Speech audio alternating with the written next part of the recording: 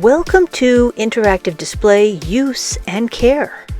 Here is your brand new one screen. You will notice the HDMI cable is connected to my computer here. I'm going to click on that so I can see it full screen.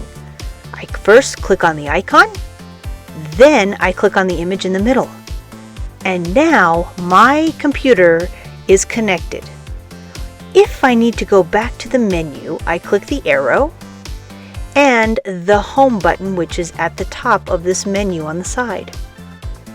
Now I'm back at the menu. What if I want to look at the apps? I click apps. And now I have a lot to choose from.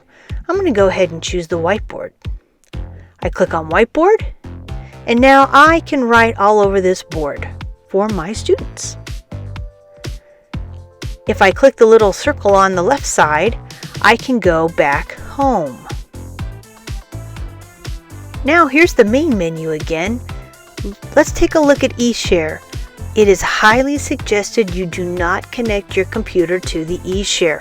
Connect through the HDMI cable. Let's take a look at the settings. When I click on settings, I can see things like Wi-Fi, what I'm connected to, the language that the board is using, etc. Looking at the Explorer, I can find out what files have been saved to the board. Now, it's not recommended that you save everything to the board, but this is where they live. If I want to bring other files to the board, all I do is plug in my USB stick with files. What about Annotate? I can use the Annotate tool to annotate over anything from websites to anything that I put on my board. But please never update the board. Save that for your ITS teacher. What about the Guru? If I click on the Guru, I actually get real help from a real person.